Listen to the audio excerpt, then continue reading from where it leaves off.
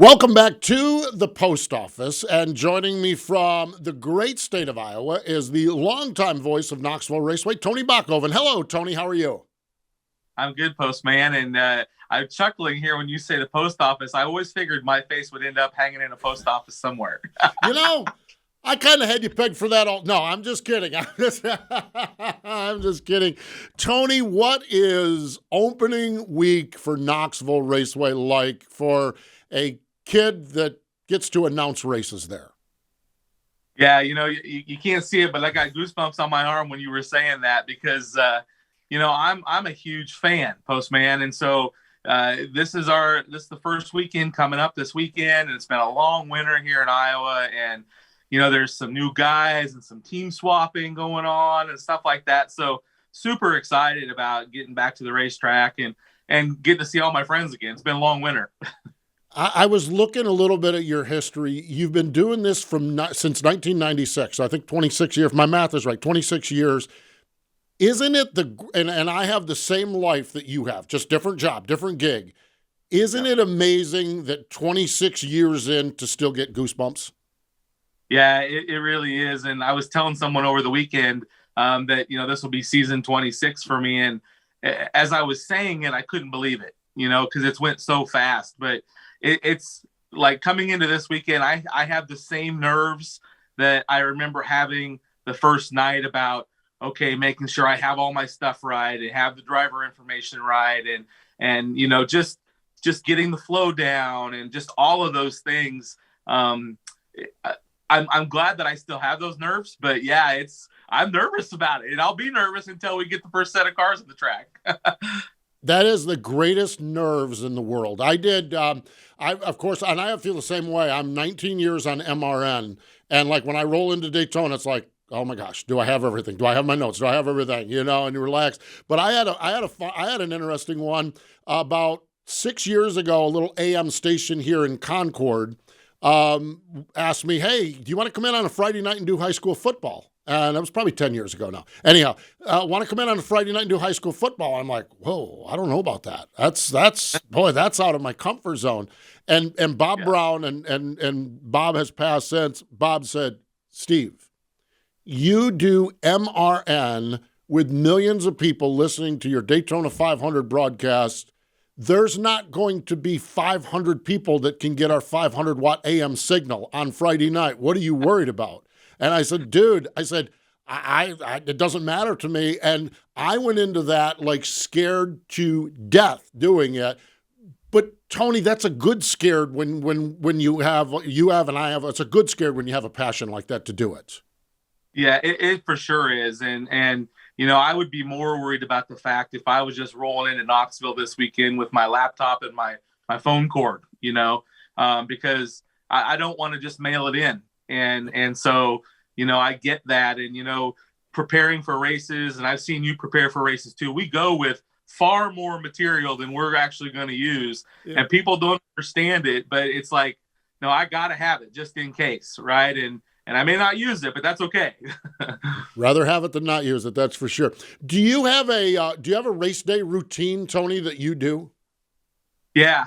So I usually stay at the racetrack on the weekends in my motorhome, even though the people laugh about that because Pella's only, 14 miles from the racetrack. So I live really close, but I get up on Saturday mornings.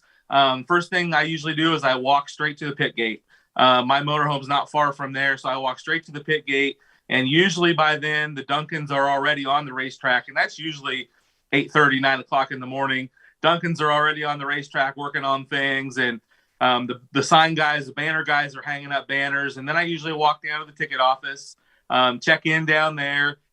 Usually around middle of the morning, 11 o'clock, I head upstairs to the press box, turn the PA on, make sure it works. Because if lightning strikes or something like that between, Saturday nights, that happens a lot. So I get that done, make sure that all works. Then I go back and chill out for a little while. Sometimes, depending on the weekend, if there's special guys in town, I'll walk down to the hotel and see who's in the parking lot or something like that. And then usually from about 2 o'clock to 4:30, that's Tony time. Like I get in my motorhome and I just chill. I don't talk to anybody. I don't, I just kind of some alone time to get my mind in the right place. And then by around 5:30, quarter to 6, it's race time. That is neat. That is neat.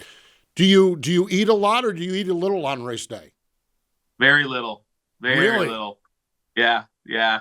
I don't want a lot in the tank when I'm sitting up there trying to announce. And so, Yeah. so no, I don't eat a lot on race day. I usually bring 2 or 3 bottles of Gatorade or something like that up into the press box with me when it's time to go.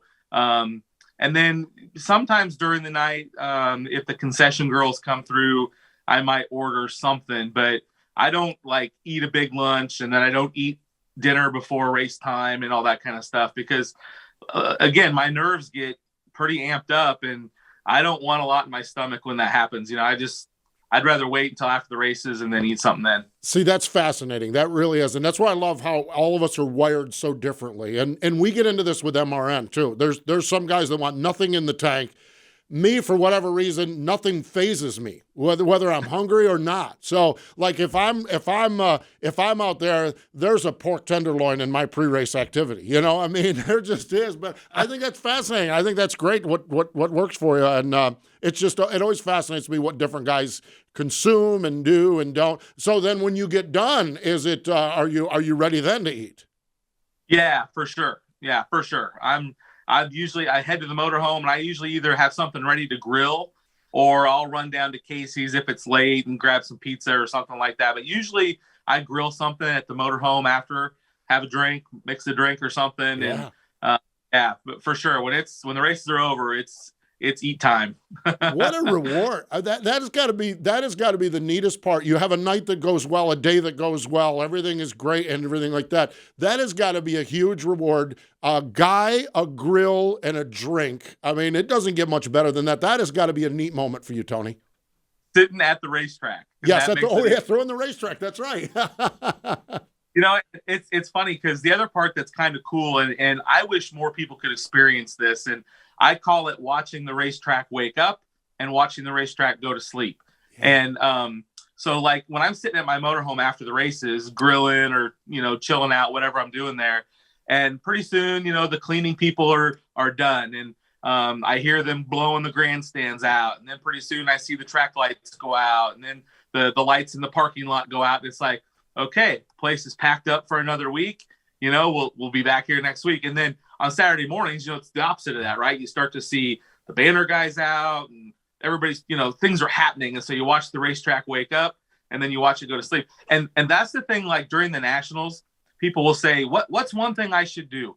And I'm like, you should hang around till the lights go out. Now, sometimes that's really, really late, but like you should hang around until the lights go out just to experience what I like to call the racetrack going back to sleep.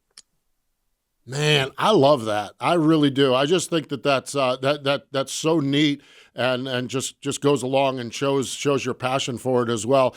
Tony, a couple of broad term announcing topics that I like to get to. I'm a very occasional announcer, track announcer, because the MRN stuff keeps me busy. And well, quite honestly, I'm not all that good at it. I just get through, just slug it out and get through. But you're obviously a well-accomplished announcer, not only there at the Knoxville, but Chili Bowl and so many other places. The impact of pay-per-view tapping into your feed, what has that been like, Tony, and what is the impact of that been? Yeah, my opinion on that has changed. I used to be concerned that it would hurt the track racing, but what I believe happens, and I'm sure every promoter has a different opinion of this, and I'll probably get a call, but I believe that people tune into Knoxville Raceway that maybe haven't come there before, and that's what helps make them decide to come to the Knoxville Nationals or the Late Model Nationals or the Corn Belt Nationals or something like that, because they watched it online and they're like, hey, you know what? We really should go there. And so I think personally it's a good thing. I'm always amazed on Saturday night. Sometimes I have to shut my Facebook off during the races because the amount of people from around the world that are Facebook messaging me, letting me know that they're watching. I mean, it's Postman, it's not uncommon. I'll get 10 or 12 people from Pennsylvania. I'll get people from California, Australia, just random people just chiming in, letting me know that, hey, this is awesome. We're watching Knoxville. So I think the big picture wise, I don't think people are not coming to the Nationals because they can watch it online. Correct. The other side of that is I believe that people may not come from Des Moines if the weather's questionable, because they're like, well, let's just watch it online tonight because the weather might be iffy. So I think there's some good. I think there probably is some of that going on where some people, maybe use it just in case it rains. I don't want to drive there. But I think there's way more good coming from it than bad. I think I'm parallel with you where you're at with that, because at one time I thought pay-per-view was going to be the death of racing. I mean, maybe not that extreme, but it's like there's no way this will work. And I think one of the things, and then it's the challenge as an announcer to present for the racetrack and to present for the pay-per-view. I am the world's worst track announcer. On the few occasions that I do it, I am the world's worst announcer to listen to on pay-per-view, because the next thing I know, I'm like the dog squirrel. I see some guy walking through the stands with a funnel cake, a snow cone, and a 6-pack of beer, not dropping it all, and the next thing I know, I'm doing play-by-play on him. Well, the camera's somewhere else. Someone's sitting at home saying, what the hell is this guy talking about? And I've never been able to find the balance to do it well. And you guys, you do it so well. Johnny does it well. Blake Anderson, you guys that do it all the time do it so well. And I think the upside of it is that it brings, let's go racing. Well, that's Knoxville. You wanted the best. You got them 4 abreast. It's showtime, that sort of thing. I think that balancing act you guys do is good, but it has to be challenging to find that balance. Yeah, so I believe people really enjoy that, though, when they hear you kind of go off on a squirrel moment, because it makes them feel like they're there. They might be sitting in Pennsylvania, but when you're talking about that guy that's holding his beer and his food and all this kind of stuff, and I think they enjoy that, because if they want to just watch a race and watch it on TV, that's what you get, right? But you get the feel of being at Knoxville or wherever the track is when you watch it on a streaming service. So I believe people like that. Now, I do get asked often, why are you talking when the cars are on the racetrack? Because we can't hear you anyway, right? And so I have to remind people that, hey, I'm also announcing to the suites. I'm announcing to the Hall of Fame. I'm announcing to Dirt Vision. So I have to keep talking, because those people expect to hear something, right? And so people don't always think about that, but for the most part, though, I try to, like, for myself, I have a monitor in the booth, and so sometimes in my peripheral vision, I'll see what's on the monitor. If that's not what I'm calling, sometimes I will call off the monitor just to kind of pull those people at home in a little bit, because then they feel like I'm talking to them. So I kind of go back and forth a little bit between calling it out the window of the booth and watching it off my monitor just a little bit, and trying to call some of that, so that, the people in the grandstands aren't saying, what's he talking about, if I was to just call it off the monitor, and the people at home are like, he's never talking to us, So I kind of do a little bit of both. Yeah, it's a balancing act, and I respect you guys that do it very, very well. That's for sure. We've talked about Knoxville, and of course, you do a lot of work with the Chili Bowl and a lot of other things. I love the variety you have in your announcing as well, because another one of the gigs that you have is Worldwide Technology Raceway and Gateway. You've been doing stuff with Chris Blair for a little bit, and you guys get to do some cup racing as well with that. First and foremost, before we get into what you guys are doing there, how important is it for you to have a little variety in your announcing and mix it up a little bit, Tony? It's vitally important to me. I've told people before, I am a huge, huge, huge drag racing fan. And so for me, when I'm not at the races, or I'm always looking at NHRA and following what's going on with the drag racing scene. I just like doing other stuff. I've covered the off-road trucks before, and it takes me outside of my comfort zone, right? And so I enjoy it a lot, because I'm just a race fan. It doesn't have to be just sprint cars, even though that's, my heart is sprint cars, but I like all kinds of racing. And so getting to do a lot of these is like a kid's dream come true. And so I've been very blessed to get to do some MRN stuff with you guys, right. and the Xfinity and the trucks.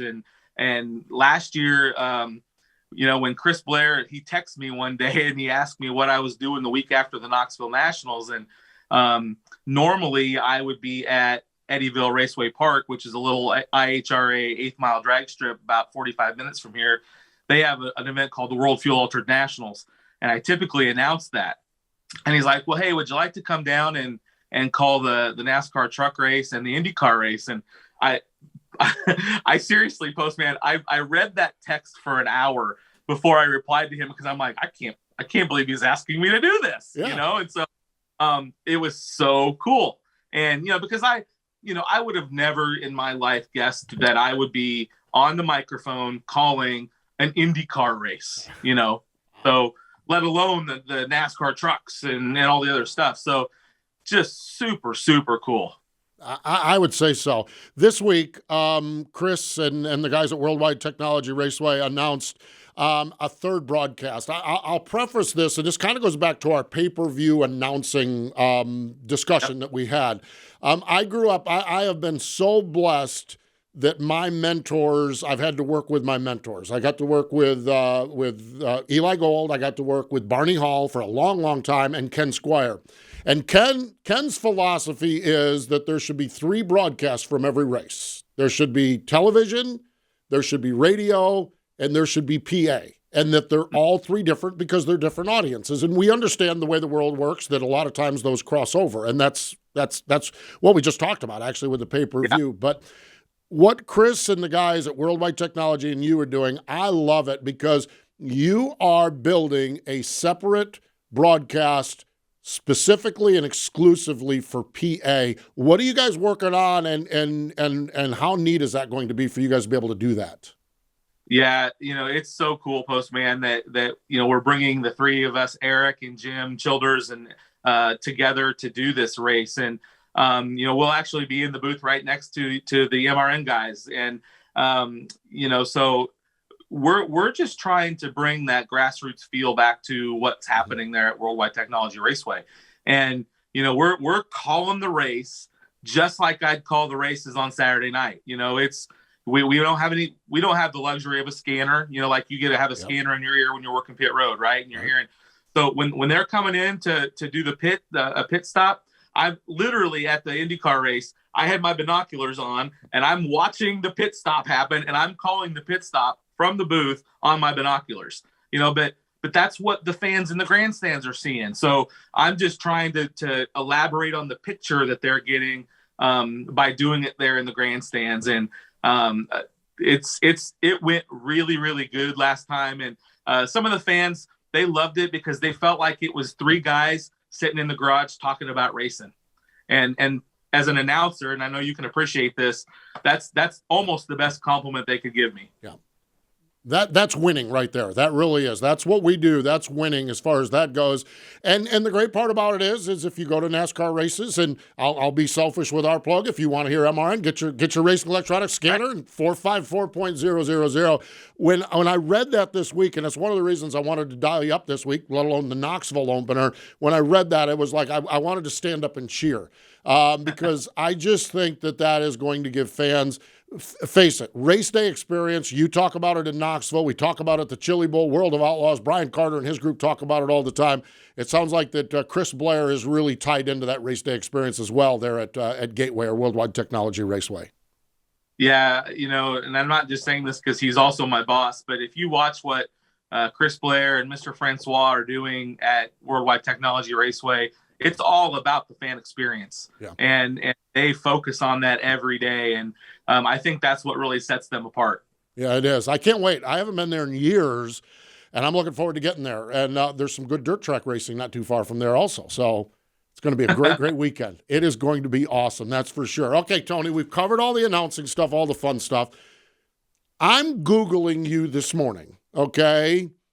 And I learned something about you that I did not know. And I don't know why I did not know this, other than I don't pay attention.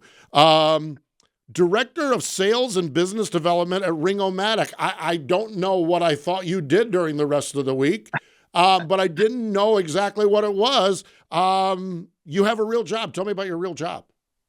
Yeah, so it makes me chuckle that Steve Post was Googling Tony Bokhoven. That's very Yeah. but what Ring-O-Matic is, we're a vacuum excavation company for construction equipment. So the easiest way I can to tell you what it is, when you're driving around your town and you see those little colored flags stuck in the yard and there's some construction work going to happen, the utilities have been located. We make a machine that uses high pressure water and vacuum to dig a hole in the ground. So think of it as a big shop vac, but it's pulled on a trailer behind a truck. And what that's for is you have to, before you do any construction underground, you have to be able to verify the location of the utility, right? Whether that's a gas line or the water line or the fiber optic line or whatever that is. And so this is a preferred method because you can get right on top of that utility and not damage it like you might do with a backhoe. So think about the news and you see a site where they evacuated 4 city blocks because a gas main was broke. That's done with a backhoe. And this machine that we build does it, and you can get right on top of it and not damage it. So we make many different sizes of them, all the way from trailer mounted units to truck mounted units. And so that's what I do during the week. I tell people that my real job is announcing, but I do this for the insurance. So I love it. That's awesome. It's so funny because this past Friday night, the Xfinity race at Martinsville was the Dial 811 Before You Dig 250 presented by dial811.com or something like that. It's just funny you talk about that because we had messages on there. So I need to get a Ring-O-Matic and you'll be in good shape. Is your territory, if you will, is it a worldwide, or do you have a region that you cover with that? No, so I manage the business side of it. So all the market sales departments, parts and service, the aftermarket sales side of the business. So we sell internationally. We sell into Australia. We sell into the Philippines. We have dealers all across North America. And then I have regional people that are out working in their territories throughout the country. So basically, if you think about a manufacturing company, we have the business side and then the manufacturing side. Right. So I have a counterpart that he oversees all of the actual build of the machines. I oversee all the rest of the business side. Wow. See that? You do something between Saturday night and Saturday night. How about that? That's cool. I do. Been all working on race stuff. There's that too. How is the racing going? I saw you running karts around here a couple of years back. My buddy Sage Chuck with Sage Fruit sponsored you. You still dabbling in a little racing action, are you? I am. I have a brand new kart sitting in the shop right now. I crashed one last fall and bent it pretty good, so I had to get a new one. But no, things are good. It's the more racing stuff I do, which I'm so thankful to get to do, the less go-kart racing I get to do. So it's kind of a balance there, right? So I'll probably race 4 or 5 times this year. And, like I told some other people, I race in a class where you have to be 35 or older. Oh. And the best part of that is none of us believe we're going to Daytona next year. None of us are going to go start on the Indy 500 next year. So we're not flipping each other over and crashing each other. And it's a lot of fun. And, we race hard, but we aren't, we're not going to Daytona. So we don't have to impress anybody. Love it. Absolutely love it. And my final topic for you here, and I respect you so much that you do this, but I don't understand it at all. You dabbled in politics. You were a former councilman there in the city of Pella. My question is part tongue-in-cheek, but part real. Have you lost your mind? I mean, the desire to dabble in politics, what makes a guy desire to dabble in politics? Yeah, that's funny you say that. For me, I've been born and raised in Pella, Iowa, lived here my whole life. And so this town means a lot to me. And what started it was I was the president of the Chamber of Commerce at one point in my life. And I was sitting at a city council meeting one night, and there was all kinds of things going on that I just didn't agree with. And so, this will shock you. I had an opinion on something. And so I thought, you know what? The best way for me to fix that is I need to run for office. So I ran this particular time not really thinking I was going to win, but I was going to feel better about voicing my opinion that I ran. Well, heck, I won by 2-1. And so that was my first foray into politics. But the best way I can summarize it is it's the best way for me to give back to my community. I'm not a millionaire, so I'm not leaving a big trust fund to anybody. And this is how I can give back to my community. I can do this and try to make a difference in our community. Now, I'll tell you, it's getting tougher and tougher and tougher every day. Just because of all the social issues that are going on in our country and, all that other stuff. But I deep down in a dark place, I really do love it. And the drama of it sometimes gets me fired up, and I like that part of it. And but again, it's more about me being able to give back to my community, and that's how I've kind of chosen to do it. You're a better man than me. I mean, I respect the heck out of you for that, and I understand the motive, and I get the motive. Oh boy, I don't know about it. I don't know. Well, like I said, you're a better man than me, Tony.